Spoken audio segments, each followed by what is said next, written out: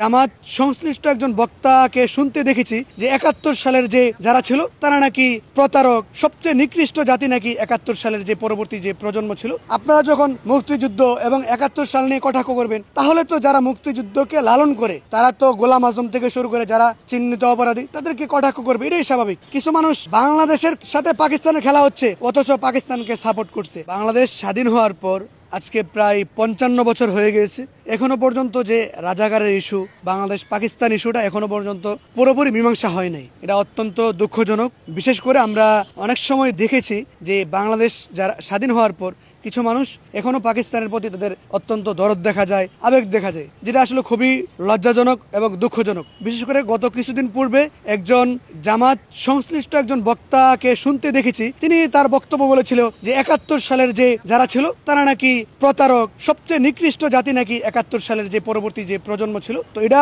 তাকে আমি মনে করি গ্রেফতার করা দরকার ছিল, তার নামে রাষ্ট্রীয়ভাবে মামলা দেওয়া দরকার ছিল। কিন্তু অত্যন্ত দুঃখের ব্যাপার হচ্ছে তার ব্যাপারে রাষ্ট্রে কোনো ভূমিকা নিচ্ছে না, কোনো ধরনের কেউ কিছু কথা বলছে না, হয়তো অনেকে মবের ভয়ে কেউ কিছু কথা বলছে না। দেশ একটা স্বাধীন হয়েছে, আমরা তো ইতিহাস থেকে জানি ৪৭ থেকে ৭১ সাল পর্যন্ত বাংলাদেশের সাথে যে পশ্চিম পাকিস্তান আমাদের সাথে বৈষম্য করেছে, এই বৈষম্যের বিরুদ্ধে একটা দীর্ঘদিনের লড়াইয়ের ফলে আমরা ৭১ সালে স্বাধীন হয়েছি। এই একটা স্বাধীন ভূখণ্ডে থেকে যারা স্বাধীনতা এনেছে তাদের ভুল ত্রুটি থাকতে পারে, কিন্তু আপনারা তাদেরকে এভাবে কটাক্ষ করে কখনোই বাংলাদেশে থেকে কেউ কিছু বলতে পারে না। আমরা নানা সময় দেখেছি এখানে কিছু মানুষ বাংলাদেশের সাথে পাকিস্তানের খেলা হচ্ছে অথচ পাকিস্তানকে সাপোর্ট করছে, আর রাষ্ট্র এখানে বসে বসে তারা আঙ্গুল চুষছে। এই ব্যাপারটা খুবই দুঃখজনক। আর এখন নতুন করে যে গোলাম আজম বা রাজাকারের ইস্যুটা আসছে, আমি মনে করি এটা নিয়ে আসলে বাড়াবাড়ি করতে আমি ব্যক্তিগতভাবে চাই না, কিন্তু এই যে বাড়াবাড়িটা হচ্ছে তাদের কারণে হচ্ছে, বিশেষ করে জামাতের শিবিরের যে অনুসারী তাদের কারণে। আপনারা যখন মুক্তিযুদ্ধ এবং ৭১ সাল নিয়ে কটাক্ষ করবেন, তাহলে তো যারা মুক্তিযুদ্ধকে লালন করে তারা তো গোলাম আজম থেকে শুরু করে যারা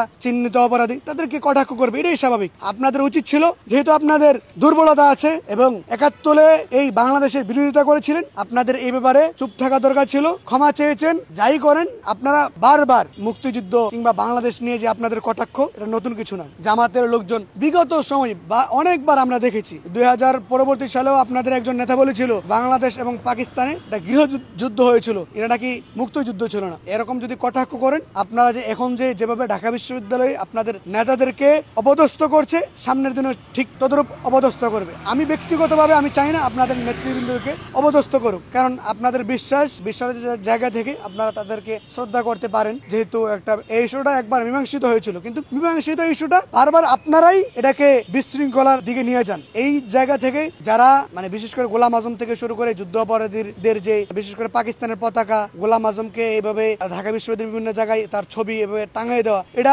আপনাদের কারণে হয়েছে। আপনাদের অনেকেই বাংলাদেশকে লালন করেন না, আপনাদের পাকিস্তান প্রেম আছে। তো সেই জায়গা থেকে এটা মানুষই এই আপনাদের যে পাকিস্তান প্রেম আপনারা মনে মনে রাখলে অনেকে জানে, সেই জায়গা থেকেই আপনারা পাকিস্তান প্রেম থেকে বেরিয়ে আসেন, বাংলাদেশকে ভালোবাসুন।